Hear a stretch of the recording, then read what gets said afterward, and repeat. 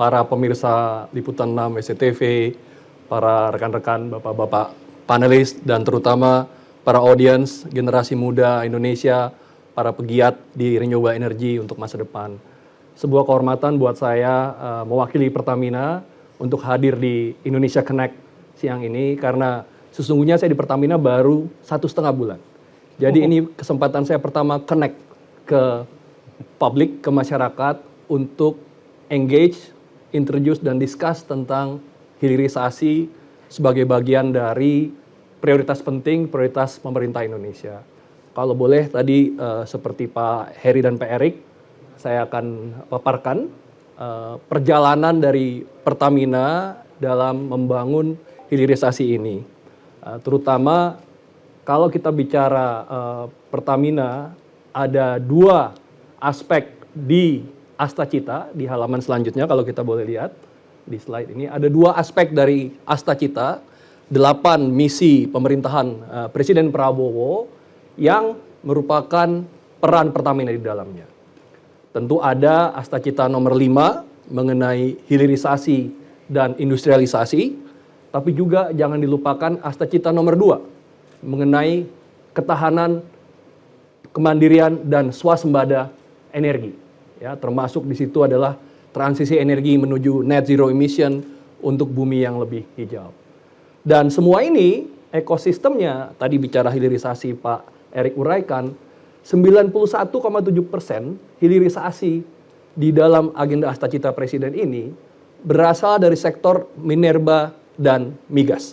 Ini areanya Pak Heri, ya. Dan di 91,7% ini Pertamina memiliki peran penting mulai dari sektor migasnya, sektor mineral, ya. Jangan lupa juga aspek batu bara kita juga bisa berperan, juga aspek yang berasal dari tumbuhan seperti kelapa sawit, biofuel, ya. Karena mulai dari hulu migas Pertamina berperan, kemudian sampai ke hilir bagaimana bahan bakar yang digunakan oleh masyarakat agar berkualitas tapi juga hijau. Contohnya kita punya Pertamax Green 95, ya, ini yang menggunakan bioetanol, ya. Juga ada biodiesel, sekarang sudah namanya B40, artinya apa? Solarnya ini 40% campurannya itu berasal dari bahan yang ramah lingkungan, dan ini bentuk hilirisasi yang sangat nyata. Belum lagi kita bicara petrokimia. Petrokimia ini mulai dari produk yang berasal dari minyak bumi, tapi menjadi bahan yang digunakan dalam kehidupan sehari-hari. Pakaian, tas, dan sebagainya. Dan juga nanti yang terakhir akan saya sampaikan, itu yang ada gambarnya pesawat, namanya Yuko Tusaf. Nah, Yuko Tusaf ini apa? Nanti kita uraikan di akhir. Nah, dari halaman pertama bicara peran Asta Cita dan hilirisasi, di slide selanjutnya saya mau uraikan ini dalam konteks strategi Pertamina. Pertamina memiliki strategi yang kita sebut dual growth strategy. Ada 2 pilar, 2 tonggak pertumbuhan Pertamina.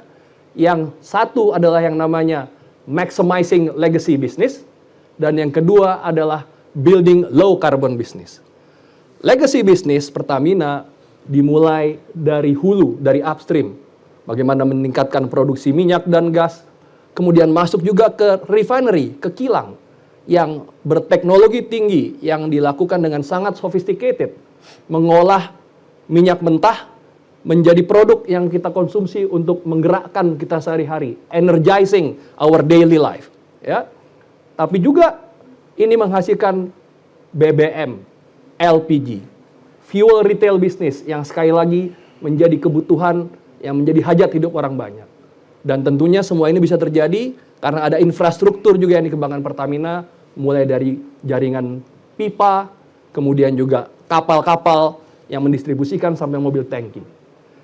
Legacy bisnis ini tentu masih terus harus hidup dan kita maksimalkan, tapi low carbon business, bisnis yang ramah lingkungan, rendah karbon, ini harus kita kembangkan di masa depan dan sudah sejak sekarang. Energi terbarukan mulai dari panas bumi, angin, surya, ini semua Pertamina juga hadir. Jadi Pertamina itu bukan hanya perusahaan minyak dan gas, fossil fuel, tapi perusahaan energi yang hadir juga dengan energi terbarukan untuk masa depan. Karena itu mengembangkan low carbon teknologi seperti CCUS, CCS, amonia, hidrogen, dan lain sebagainya, hingga kendaraan listrik. Ini semua juga bagian dari ekosistem Pertamina, termasuk juga bagaimana biofuel, ya, ini menjadi satu sumber energi untuk masa depan, baik tadi saya sampaikan SAF, Sustainable Aviation Fuel, maupun juga untuk biomethane dan bioetanol. Semua ini menjadi fokus bagi Pertamina dari sekarang hingga tahun 2029. Kita lihat dari sektor kelistrikan kita juga berperan, ada panas bumi 1,4 gigawatt menjadi target kita, dan ini sudah ada di dalam RUPTL-nya PLN. Ya, kita tidak bisa hidup sendiri. Pertamina dan PLN ini bersama-sama melakukan pengembangan energi dan melakukan hilirisasi juga. Kemudian sumber energi terbarukan lain mulai dari energi matahari, angin, dan biomasa, juga gas, hidrogen, amonia, ya, amonia, hidrogen, kemudian juga nature based solution, ya, dan tentu sampai kepada bagaimana bioetanol, baterai, dan lain sebagainya kita juga perankan. Nah, dari dual strategy ini, Bapak Ibu sekalian, di halaman selanjutnya, per 12 Juni 2025 kemarin, di slide selanjutnya, adalah rapat umum pemegang saham Pertamina yang pertama sejak hadirnya Danantara sebagai pemegang saham seri B. Jadi BUMN seperti Pertamina sekarang memiliki saham seri A oleh Kementerian BUMN, tapi juga 99% saham seri B oleh Danantara. Dan di dalam rapat umum pemegang saham tersebut, 12 Juni 2025, pertama kalinya ditetapkan adanya direktorat baru di Pertamina untuk transformasi dan sustainability, atau transformasi dan keberlanjutan bisnis. Sebuah mandat yang diberikan kepada direktorat baru ini, kepada tugas kami untuk utamanya 3 pilar transformasi mendorong Pertamina ke arah yang baru.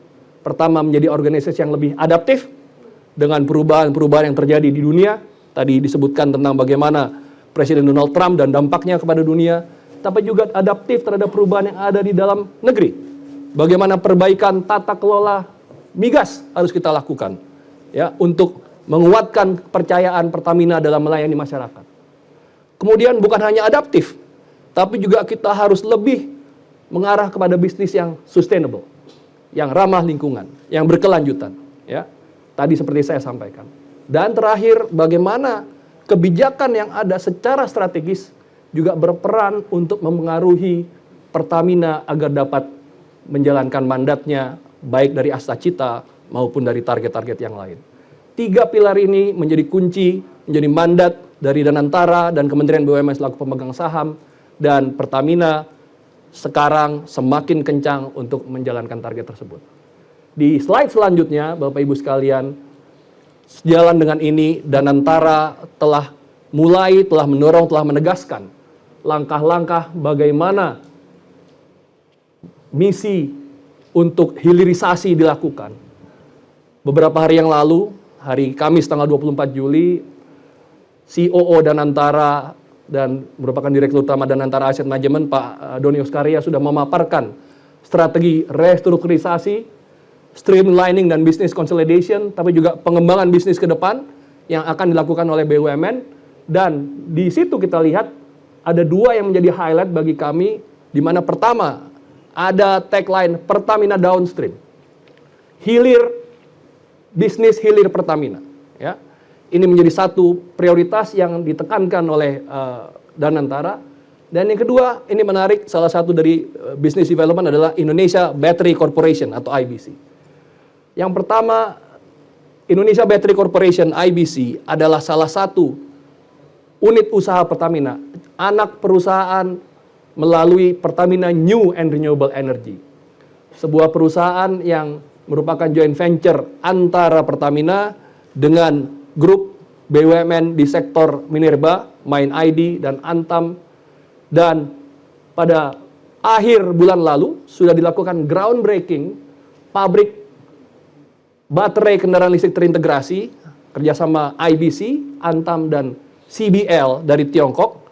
diresmikan groundbreaking-nya oleh Presiden Prabowo dan para menteri, dan dengan nilai investasi sekitar 5,9 miliar dolar, hampir 100 triliun, ini merupakan proyek terbesar di Asia Tenggara untuk hilirisasi dan membangun ekosistem industri baterai yang ramah lingkungan.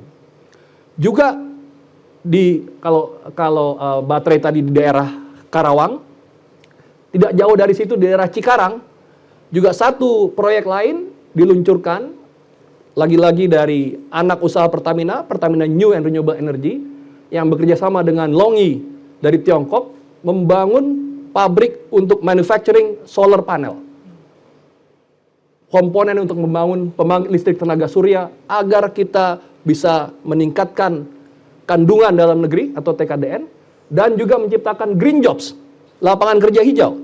Buat adik-adik di sini yang bukan hanya jaketnya hijau, tapi juga masih hijau dan akan membangun bumi yang hijau. Ya, green jobs kita ciptakan karena hilirisasi harus berdampak, harus bermakna bagi lapangan pekerjaan, bagi sumber daya manusia. Dua-duanya di Karawang dan Cikarang diresmikan pembangunannya, dan solar PV ini ditargetkan di akhir tahun ini sudah akan mulai beroperasi. Targetnya bisa menghasilkan kapasitas 1,4 gigawatt per tahun. Ya, mudah-mudahan ini akan bisa mencapai target pemenuhan sekitar 200 gigawatt peak di tahun 2035. Dan selanjutnya di halaman terakhir ini yang akan saya sampaikan sebagai bentuk bagaimana hilirisasi juga bertemu dengan circular economy. Yuko to SAF. Kepanjangannya use cooking oil to sustainable aviation fuel. Sederhananya, dari minyak jelantah untuk menerbangkan pesawat terbang. Kalau kita bayangkan, minyak jelantah ini jelas berasal dari bumi Indonesia. Jadi minyak goreng. Kalau bisa jangan banyak-banyak ngegorengnya. Kalau terlalu banyak, sudah jadi hitam dan nggak bisa dipakai. Ya. Tapi katakanlah setelah digunakan 2 kali, jangan dibuang. Bisa dikumpulkan, dan Pertamina dengan kapasitas 6 subholding dan 6 anak perusahaan yang ada, kita bisa mengolah mulai dari minyak jelantah, used cooking oil, minyak yang sudah digunakan tadi, dikumpulkan. Kita punya yang namanya Pertamina Patra Niaga, yang bisa mengumpulkan dari rumah tangga, dari industri. Daripada Yuko ini diekspor, ya, lebih baik dikumpulkan, diolah, kemudian dibawa ke kilang Pertamina. Kita punya yang namanya Green Refinery Facility yang kita siapkan di Cilacap, di RU4, di Regional Unit 4 di Cilacap. Di situ kita bisa mengolah used cooking oil tadi menjadi sustainable aviation fuel. Ya, sederhananya bahan bakar pesawat yang ramah lingkungan, ya, dengan co-processing. Kemudian ini didistribusikan ke penyimpanan, terutama 2 area di Soekarno-Hatta dan Ngurah Rai Denpasar, karena 2 area tersebut merupakan hub, ya. Dan di sana kita lakukan juga proses yang memastikan sertifikasi agar sesuai dengan standar internasional. Tadi Pak Heri menyampaikan ESG, ya. Ini kita lengkapi jadi EESG, Economic, Environmental, Social, Governance, ya. Kita penuhi semuanya hingga nanti di bandara Pertamina punya yang namanya Pelita Air. Maskapai penerbangan yang dimiliki sahamnya oleh Pertamina, dan kita bisa memanfaatkan used cooking oil tadi untuk menerbangkan pesawat. Mungkin kita awali dengan Pelita, tapi kita juga berharap nantinya dengan tentunya dukungan dari pemerintah, dari berbagai kementerian, dari Kemenko, Kementerian SDM, Kementerian Perhubungan, ya, Kementerian Kemenko Infrastruktur juga, agar SAF ini menjadi suatu masa depan bagi Indonesia. Minyak jelantah menuju jet pesawat terbang. Circular economy bertemu dengan hilirisasi, karena pada akhirnya ini semua kita lakukan di Pertamina karena kita percaya kita tidak, di halaman terakhir, kita tidak mewarisi bumi kita ini yang cuma satu dari nenek moyang kita, tapi kita pinjam dari anak cucu kita, anak cucu adik-adik sekalian untuk masa depan Indonesia. Terima kasih. Thank you Pak Agung.